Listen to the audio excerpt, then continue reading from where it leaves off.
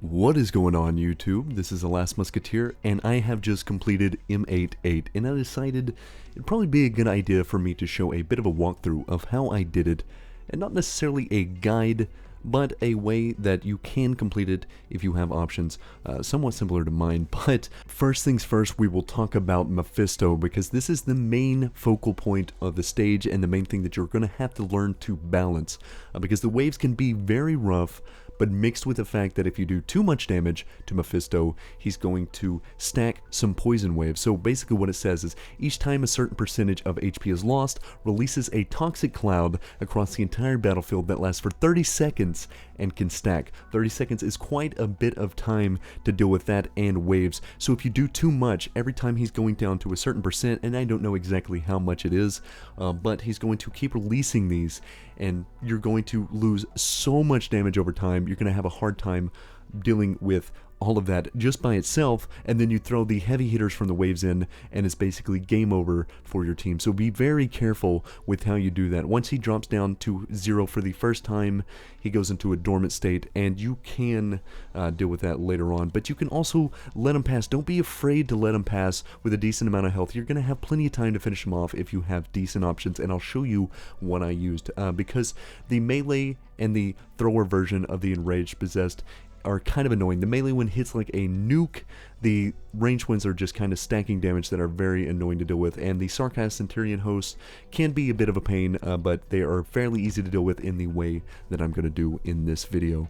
For my main source of defense, I used Beagle. Now there is a better option obviously in the 4-star Kawura. She would have been fantastic for this, but Beagle does the job just fine. I used Tequila as my option for destroying a lot of the waves and dealing a little extra boss damage, because he is the one that I leveled up for my boss killing. Saria for a little extra heal, though you could use many other units. Spot could work in the same position because she didn't really block anything. She's just there for a little extra heal that I needed.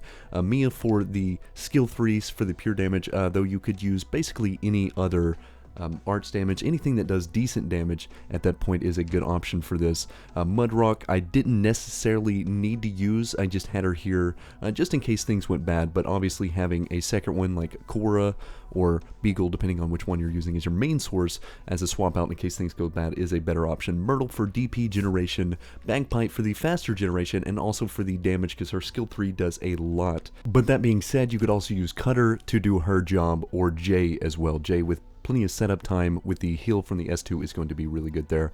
But I also used Perfumer for the main AoE healing, the Gavial primary, the healer one, for a little extra healing, and Talopsis for some more AoE healing. And also the emergency heal is really nice in case things do go bad. Saves me from having to have an extra swap out. But Thorns is the main source of wave clear. You can use some other options as long as they have a good way of taking out the enemies as much as they possibly can. That's why he's one of the best options that I've found here so far. I also need to mention that I'm using Blue Poison as a sniper. You could use someone like Shiryuki, would be fantastic for here. You could even use the 3-star Catapult for some extra AoE damage, would be really nice. But an AoE sniper would be huge for you here because of the reach and the overall help in wave clear, because anything that can help Thorns is going to be big. But I drop Myrtle down for some DP generation, and then I'm going to drop Thorns directly in front of her facing to the left. I want him to build his first activation of the skill as soon as possible, so I'm going to let the third one pass over to Thorns before I actually drop Beagle, and I'm going to drop her in front of the deployable spot that's right above Thorns. So he gets his first skill activation, which is going to give me some really good timing when it comes to later on when the waves get a little bit harder. I drop Talopsis right behind Beagle, and I drop Perfumer right above, facing down. This is important because Beagle is taking a lot of damage between the boss and the wave, so I want to make sure that she stays alive and can tank long enough. I drop Blue Poison up and to the left of Perfumer, and she's going to be facing down for a little bit of help of some of this wave clear because she does some decent damage. The Gavial healer to the right of Blue Poison facing down to help sustain everyone else. Now I put Tequila right below Blue Poison facing down so that I can charge up his skill and get it ready so that whenever the timing comes and I actually need to use it, which is right now, is the exact same time Mephisto moves right in front of him, so I can take out that wave and do the extra damage. Bagpipe is right below Perfumer, just so that I can use the skill 3 on the boss early. Now, I don't necessarily recommend for the most part, actually taking the boss down this low that fast, because you can see how much damage I'm actually taking. I have Perfumer doing her skill activation, so I'm getting a lot more heal over time with her passive, but it is still taking a ton of damage. If I'm not careful there, I could have lost everything. So you can be a little slower with that.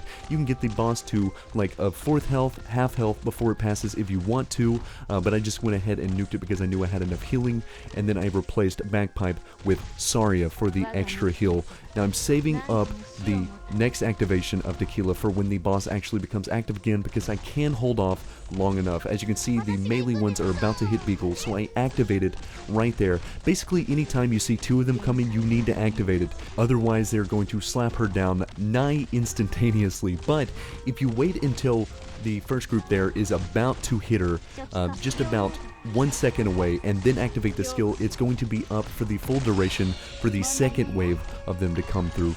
So you're going to guarantee that she stays safe with all of that damage reduction from the defense game. But as soon as the boss becomes hittable again, I activate Tequila's ability, because that's going to help clear some of these waves when they come through, but also do a decent amount of damage to the boss. But as you can see, I get him about halfway, and then I stop, because letting him pass is perfectly fine. I could have waited a little bit longer for that if I wanted to. I have good options for damage, so I didn't necessarily need to even get him to half. But as you can see, I'm taking a lot of damage just because of the fact that I don't have Perfumer ready to activate her skill, so the extra passive heal is not coming in. So as you can see, I took a lot of damage, but we activate Beagle's ability again just to make sure she survives, and as you can see, even with that up, she is taking about half of her health before she gets healed. It is a massive nuke from those guys, but Amiya is up top to the right of Perfumer, facing the right direction, because that's where Mephisto's going to move for the rest of the time. By this time, I'm going to have enough time to activate her skill, so basically she could take it out by herself if she wanted to, but I'm going to throw Bagpipe down, and also Mudrock just for the fun of it. Why not? I have plenty of options here. I wish I would have saved Swire in my lineup just so I could have her finish off the boss. It would be more satisfying in that sense, but that is Mephisto down. So hopefully this video can help you if you are struggling. I want to look for more ways to try to clear it with different options, but either way, that's going to be it for me, guys. I hope to see you in the next one. Peace.